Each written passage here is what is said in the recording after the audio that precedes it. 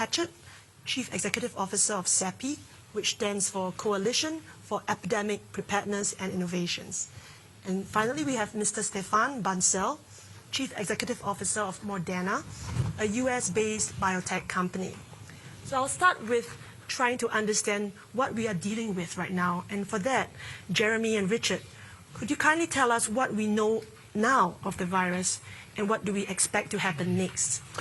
Yeah, thanks very much, and thanks to everybody for joining. Just back to a little bit, so you can appreciate what I'm going to say. I'm an infectious disease person by background, worked very, very closely with China during the SARS outbreak, and spent 20 years living in Vietnam, but working very closely with many countries in the region. So that's my background of where I come from.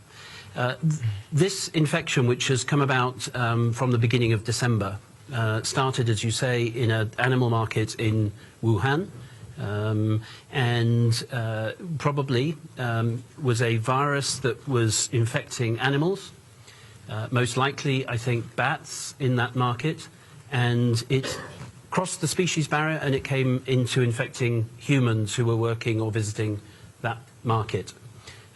Subsequently, through the month of December and then the early days of January, that infection spread from animal to human, but then most importantly from human to human. And now we are sort of the end of January, so we are about 6 weeks into this outbreak. This virus can now clearly spread between humans.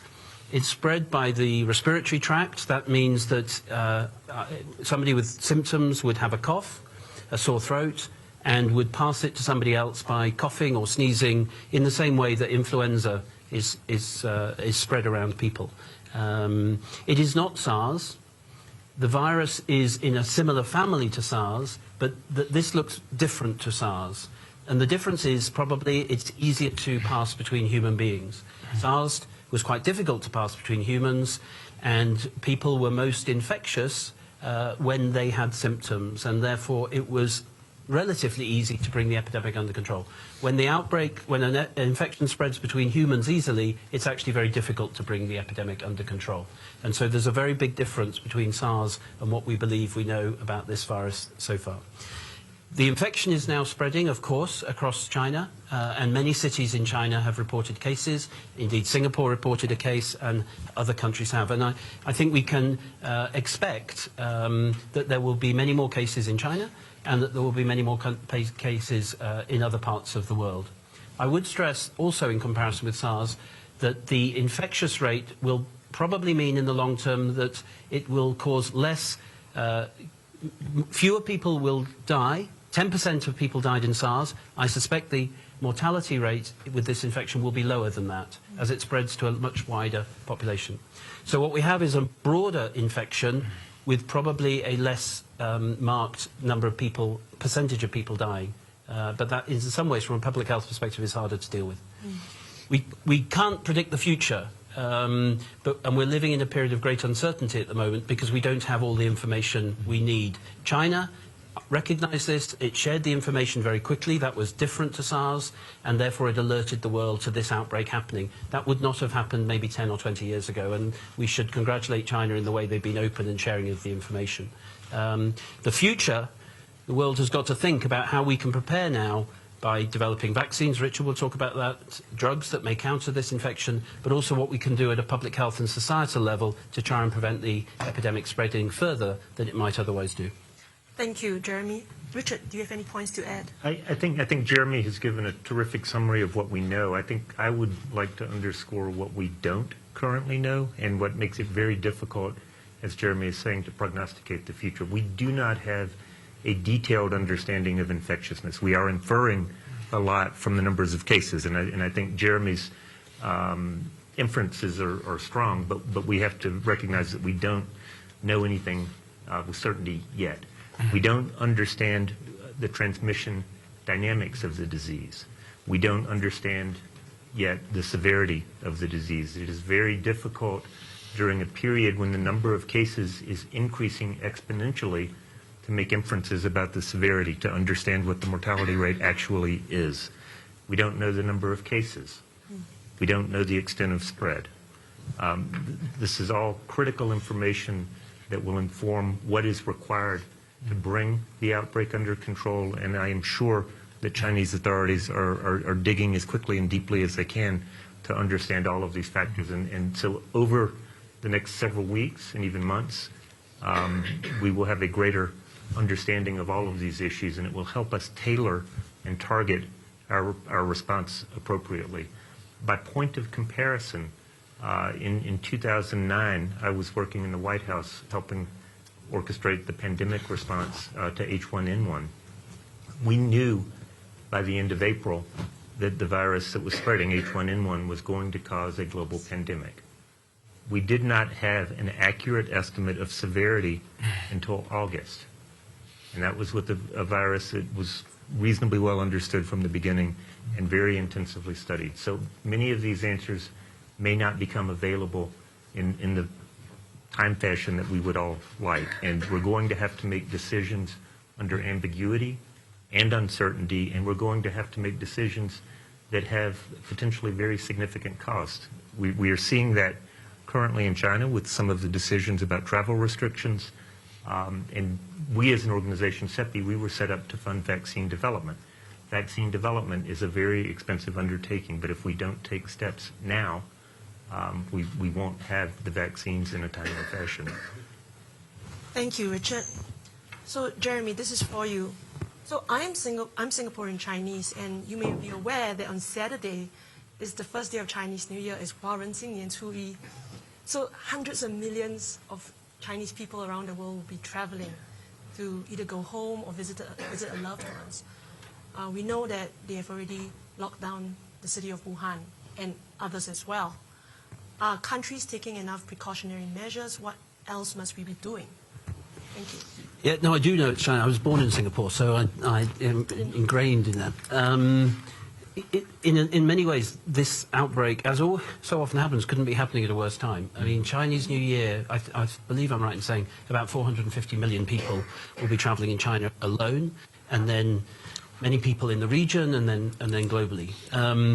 During the pandemic of 2009, which Richard refers to, when in fact we started working together in some ways, we did some work in Vietnam where I was living at the time.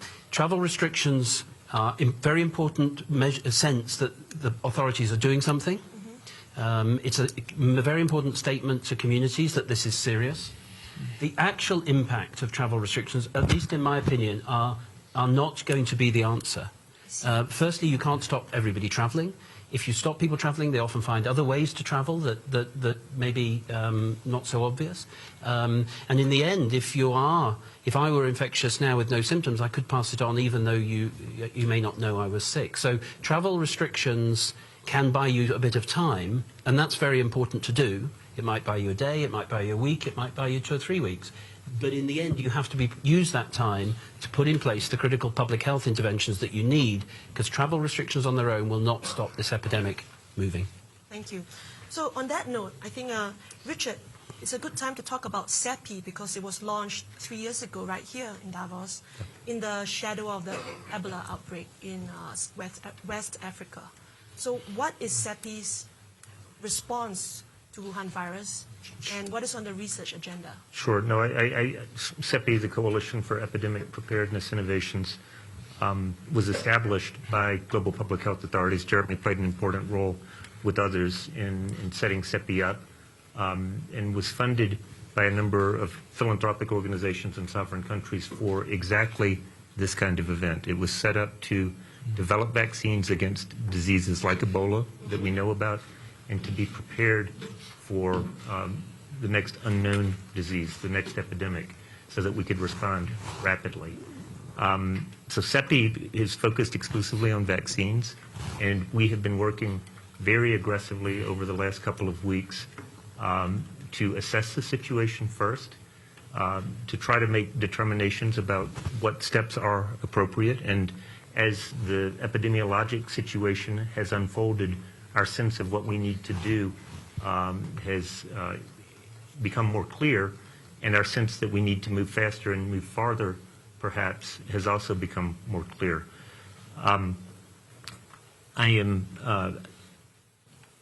Today we can announce, in fact, this is the first time that we've announced this, 3 partnerships to develop vaccines against the novel coronavirus. Two, with partners that CEPI already works with. One, a company called Inovio that will manufacture a DNA vaccine. A second with the University of Queensland that will manufacture a recombinant subunit vaccine. And the third, a new partnership, in fact, but one we've contemplated for quite a long time, with Moderna, and with the U.S. National Institute for Allergy and Infectious Diseases to develop an mRNA vaccine against the novel coronavirus. Our hope is to have these vaccines developed very rapidly and to move them rapidly into human clinical trials, perhaps as early as the summer. And I would like to give Stéphane a chance to talk about his program in particular. Thank you, Richard. Stéphane, maybe you could share with us about this vaccine and when we can expect it. Good. So thank you again for having me and having the company. So let me maybe say a few words about Moderna so you understand what we're trying to do here. So Moderna is a biotechnology company based in the US. And what we're trying to do with the US government, through NIH and with CEPI, is to use our technology to help.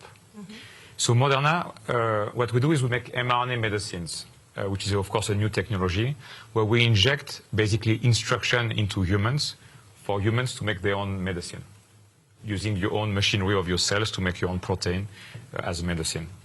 The company currently has 16 clinical trials around the world, including with global company like Merck or MSD on this side of the world, AstraZeneca and others. We are in oncology, in cardiology, in rare genetic disease, in autoimmune disease, and of course, the topic of today, infectious disease vaccine. So far, we have started 9 clinical studies around the world for infectious disease vaccines. We have dosed more than 1,000 people. And we've done a few viruses like pandemic flu viruses, H10, H7, RSV, and also HMPV, PIV. So if you think about mRNA, the very interesting thing for fast response is that mRNA is a platform. And that provides the potential for 2 benefits. One is efficacy, because if you think about it, by using the human cells to make the protein of a virus, which is how a vaccine mechanism works, we are trying to mimic a natural infection, but without giving the virus. The second piece, of course, is manufacturing. If you look at traditional vaccine technologies, they take a lot of time to develop because every product is unique. Yes. In our case, because we have an information-based molecule, messenger RNA, it's the same technology that we use for our flu vaccine that have already been in the clinic, or Zika vaccine that we are testing in the clinic with BARDA, a US agency, or the project that we're working on for this new virus. So it provides a speed to get very quickly clinical grade material so that you can start quickly clinical trial. So if you think about the company, our number one focus in vaccine, of course, is to develop commercial vaccine for viruses for which there is no vaccine on the market today. And a good example is CMV, cytomegalovirus, which is now in phase 2 in the US. That's one of our products for a very important virus that affects birth defect. And so what we've always wanted since we started this company is to say, because it's a platform and because of what I describe as potential benefits, it would be a very nice tool for emerging pathogen. And so we've always partnered, since we started the company, with government agency like BARDA, which is part of Secretary of Health in the US, or DARPA, which is part of the Department of Defense. We have also a partnership with the Gates Foundation. And we're very, of course, pleased today and honored to be partnering with CEPI to join forces. And so the project here is we are providing the technology to help. And so the design of the vaccine has been done over the last few weeks at the NIH in the US because they have access to the sequence of the virus. As Jeremy said, the US government got access very quickly to the sequence, which of course is very important information to start making a product. Without that, you cannot do that. Stéphane, do we have a timeline on this? We don't have a timeline yet because this is an endeavor that has never been done before. Trying to go so fast for a vaccine has never been done before. We have done 9 vaccines in the clinic, but we have never done it on a compressed time that we are doing now, which is why we need to work together. The US government is helping us doing the design because we have great expertise there. What we are doing is we're going to make the product quality, clinical grade material, thanks to the support of CEPI. CEPI is actually funding this, and I would like to give a lot of kudos to the CEPI organization, because I reached out to Richard on Monday, and by this morning, the agreement was in place, formally signed between both organizations, which is really remarkable. As Richard said, we have been talking for a long time. We know CEPI well, and they know Moderna very well. And then we will provide this material to the NIH, who will be running the clinical study. Thank you. Thank you. That's terrific updates. At this point, I would like to open it up to the floor. Do we have any questions from the audience, please? Okay, the three of you. We'll collect 3 questions. Please introduce yourself and give us a short, sharp question. Thank you. So I'm a journalist from China's Taipei Media. My question is to Dr. Farrar and Mr. Hatchett, because you mentioned that maybe the imposition of travel restrictions might not work because people might still try to find ways to go out and in of the city.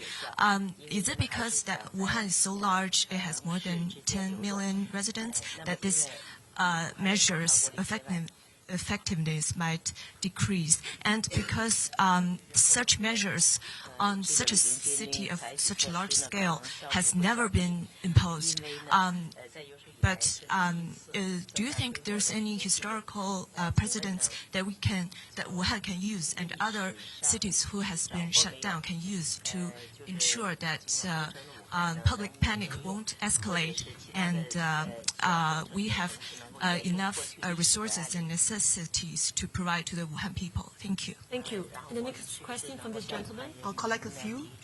Thank you. My name is Zicheng Wang. I'm with China's Xinhua News Agency, the state news agency. I was wondering, Ms. Hatchett said you have started 3 partnerships to develop the vaccines, which is of enormous importance to the Chinese people right now. How confident are you are going to start the human trial, as you said, in summer? Could you give us a more explicit timeline on this? How confident are you are able to do this? Have you been, talking or working with any Chinese authorities or government health authorities? Thank you very much.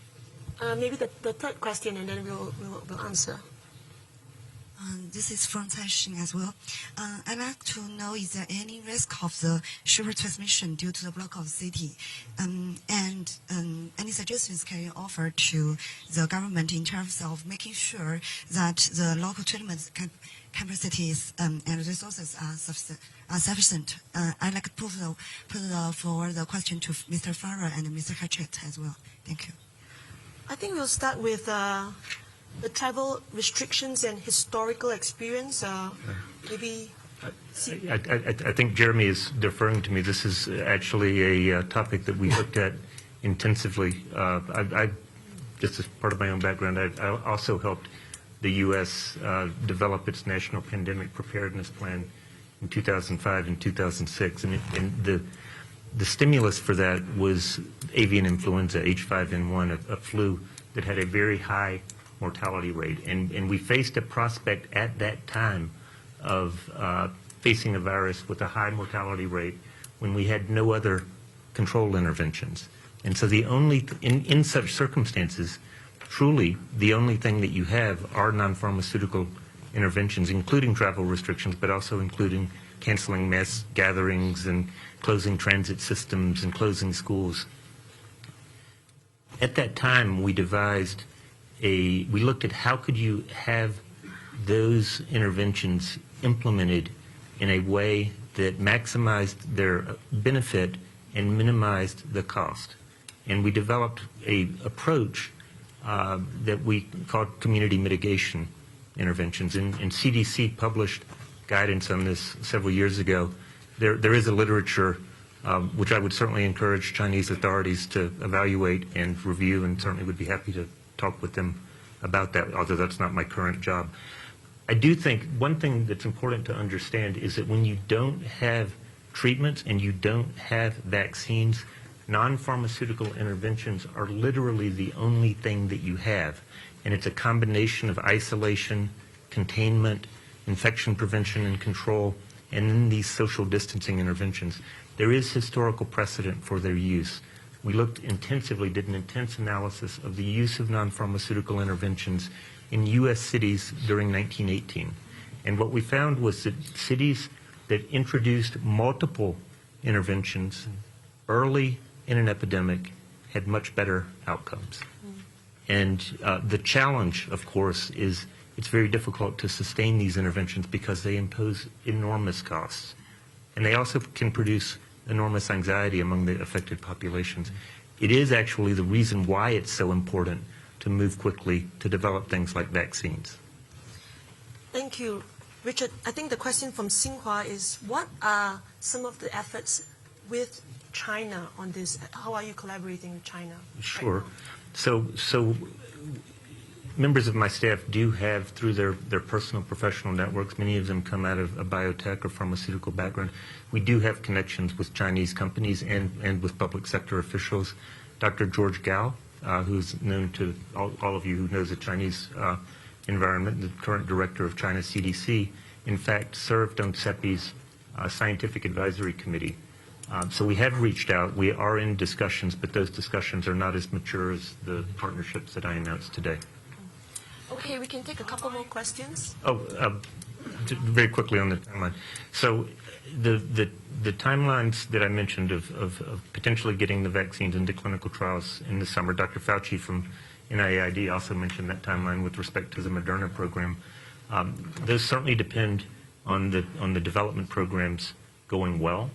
I think they are our best estimate of how quickly we could feasibly get there if we don't encounter roadblocks. It will also be very important for our regulatory partners to work with us and to help us understand what exactly is required before we can move vaccines into clinical trials. The advantage of the platform technologies is that they have been in, with the same platform, different vaccines, but the same platform have already been in humans, both for Moderna and for Inovio, one of our other partners. So we think that will expedite the ability to move these into clinical trials. More questions? This lady on the right. Maybe we'll take both. Yep. Okay. Yeah. So just first of all, how concerned are you with Chinese New Year on the way? What else, if you were advising China, what other precautions could they take? Obviously, we've got 2 more cases in Hong Kong as well. Hong Kong, has learned from SARS, but what else could China do? And lastly, why is this particular infection causing so much panic? Maybe the next question. And speaking to, so yesterday there were 448 cases, of which 102 were defined as severe or critical, which is actually about a quarter. So coming back to the how we cannot know what the case fatality rate is, which we know was 10% for SARS and up to 37% for MERS, but MERS was less widespread. But this could be actually, in what we're looking at, up to 25%. If we assume that, we know that people take a long time, days if not weeks, to actually die from a disease, and we're looking at the comorbidities that are existing: diabetes, hypertension, coronary artery disease, the usual suspects. In addition, the confluence of this is a pathogen which targets the lungs in a heavily polluted environment in the middle of winter with considerable other pathogens, and we wouldn't. I'm just trying to understand the dimension of the spectrum that we're looking at, and not wanting to downplay or over. Yeah. So as Richard said, when you're in these circumstances and you do not have drugs specific and you do not have vaccines, you're reliant on classic public health measures, and what that means is hand washing and social distancing, and yes, restricting travel where it's at all appropriate, masks, and the earlier you do that within a city, the more chance you have for reducing. But what it does effectively is buy you some time to do the other things that are going on, including the vaccine development. Why panic? Well, the world has sort of been prepared, really sort of, if you like, sort of getting ready for something like this, really since SARS 18 years ago. And SARS left really deep scars on particularly the Asian and Toronto systems. And then, of course, we had the pandemic. So whenever you see an animal virus coming across humans, passing between humans and causing both mild and severe disease, of course, the world is now really necessarily primed to know about that, and inevitably that causes a degree of panic. I don't think you can we don't want to overstate the panic here, because there is so much uncertainty. And we want to keep a sort of calm, moderated approach to it, but we do have to take this incredibly seriously, because you don't often get an animal virus coming into humans, passing between humans, and being spread by the respiratory route. It's what Richard and I and many others would have been frightened of for the last decade. The only thing I'd say on severity and case fatality rates, and this is just a general statement across all of these epidemics, going back to all of them, including Nipah, that I've been involved in since 1999, in the main, at the beginning of the epidemic, you see the more severe end of the spectrum. They're the people that seek hospital care, they're the people that seek intensive care, and that usually dominates your early. You can't tell for some weeks, actually, until you see the full spectrum of illness, quite how severe the spectrum is. And at the moment, we're in that period of uncertainty. Yes, 25% at the moment of the people may have had severe disease or be dying. We don't know what that really means in terms of the denominator in the population that has the infection, how many severe, and how many are dying. And we could all guess, but it would be a guess, as Richard said earlier. Yes. And we sort of have to live at the moment with that degree of uncertainty and not be intimidated by it. We've run out of time. Uncertainty is the last word we heard. I would like to thank our three speakers and our experts for joining us today at the issue briefing room. Thank you very much for joining us today. Thank you. Thank you.